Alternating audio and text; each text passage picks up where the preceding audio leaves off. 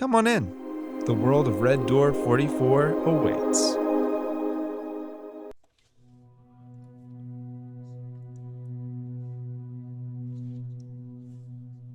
When, in the course of human events, it becomes necessary for one people to dissolve the political bonds which have connected them with another, and to assume among the powers of earth the separate and equal station to which the laws of nature and of nature's God entitle them. A decent respect to the opinions of mankind requires that they should declare the cause which impel them to the separation. We hold these truths to be self-evident, that all men are created equal, that they are endowed by their Creator with certain unalienable rights, that among these are life, liberty, and the pursuit of happiness, that to secure these rights, governments are instituted among men, deriving their just powers from the consent of the governed, that whenever any form of government becomes destructive of these ends, it is the right of the people to alter or abolish it, and to institute new government, laying its foundation on such principles and organizing its powers in such form as to them shall seem most likely to affect their safety and happiness. Prudence, indeed, will dictate that governments long established should not be changed for light and transient causes, and accordingly all experience hath shown that mankind are more disposed to suffer, while evils are sufferable, than to right themselves by abolishing the forms to which they are accustomed. But when a long train of abuses and usurpations, pursuing invariably the same object, evince a design to reduce them under absolute despotism, it is their right, it is their duty to throw off such governments and to provide new guards for their future security. Such has been the patient sufferance of these colonies, and such is now the necessity which constrains them to alter their former systems of government.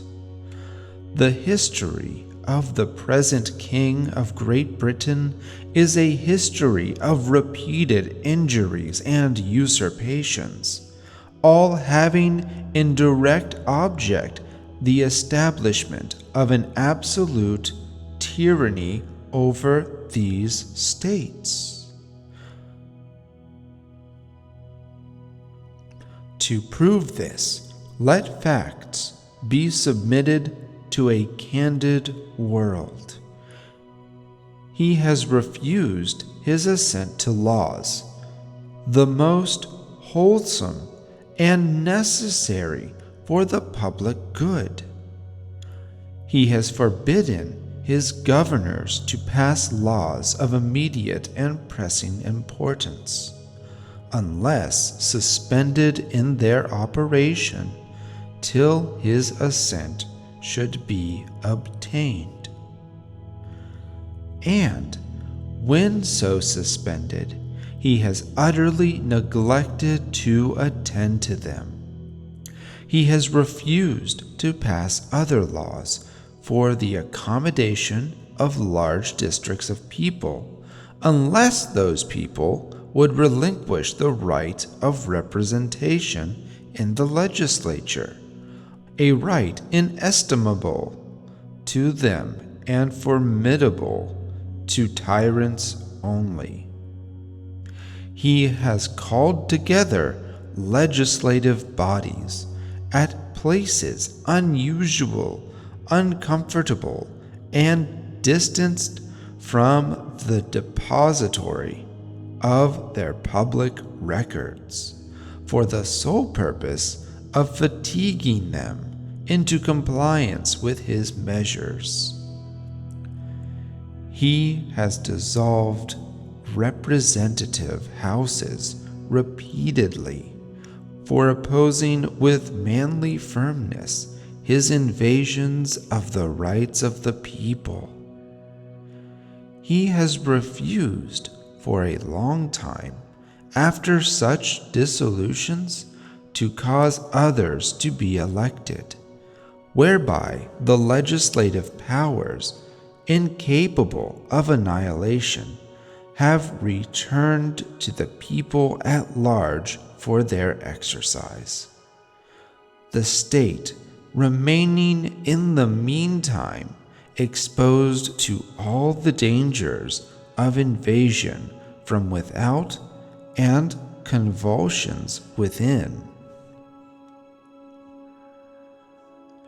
He has endeavored to prevent the population of these states, for that purpose, obstructing the laws for naturalization of foreigners, refusing to pass others to encourage their migrations hither, and raising the conditions of new appropriations of lands.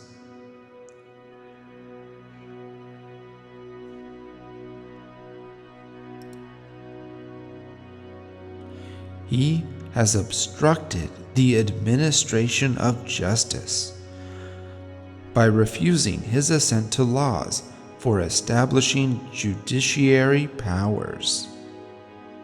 He has made judges dependent on his will alone for the tenure of their offices and the amount and payment of their salaries. He has erected a multitude of new offices and sent hither swarms of officers to harass our people and eat out their substance.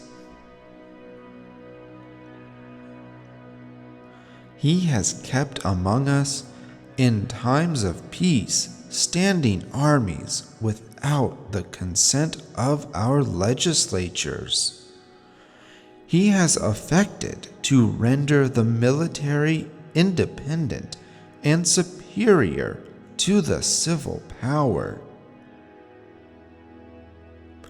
He has combined with others to subject us to a jurisdiction foreign to our Constitution and unacknowledged by our laws, giving his assent to their acts of pretended legislation,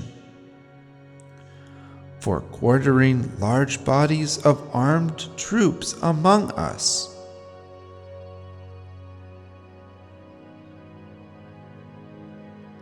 for protecting them by a mock trial from punishment for any murders which they should commit on the inhibitions of these states, for cutting off our trade with all parts of the world,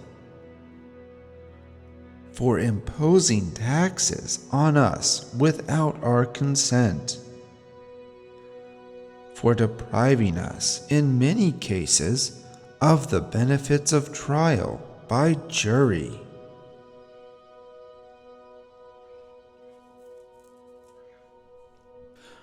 for transporting us beyond seas to be tried for pretended offenses,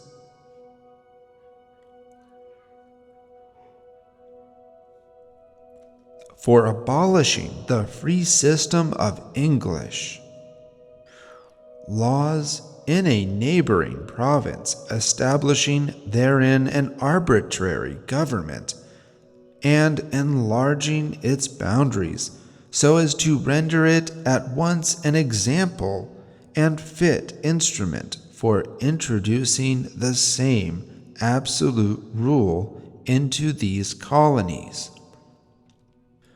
for taking away our charters, abolishing our most valuable laws, and alerting fundamentally the forms of our governments,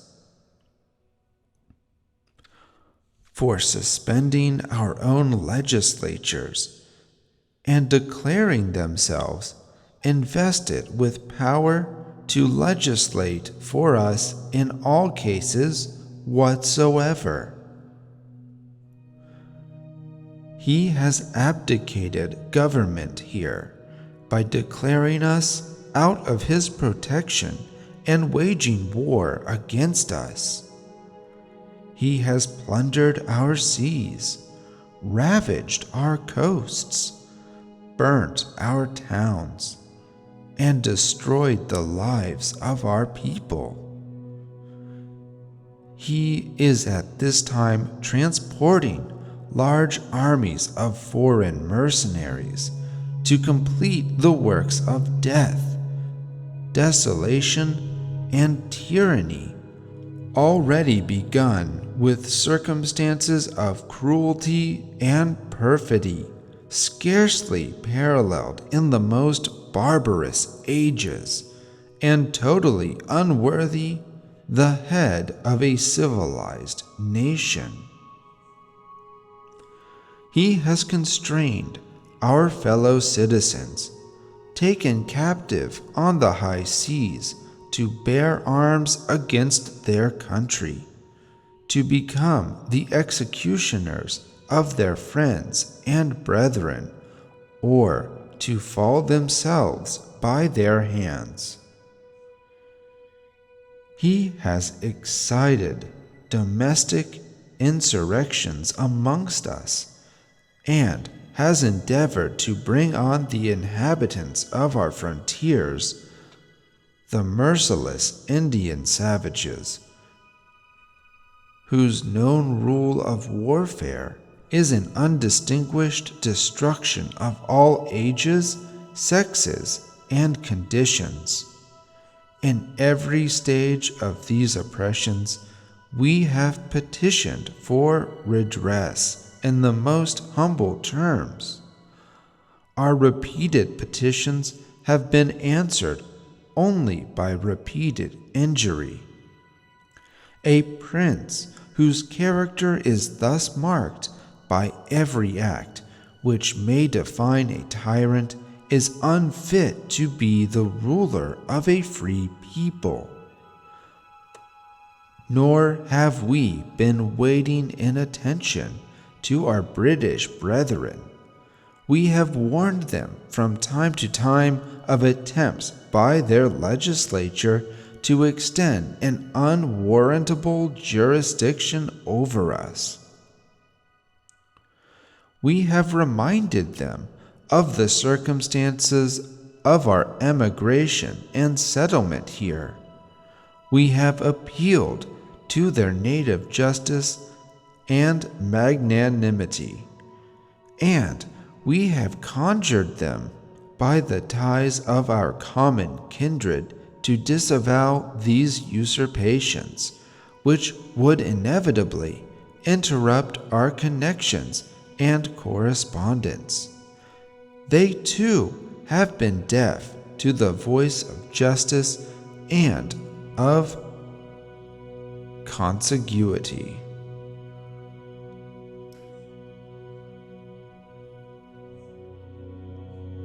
We must, therefore, acquiesce in the necessity which denounces our separation, and hold them as we hold the rest of mankind, enemies in war, in peace, friends.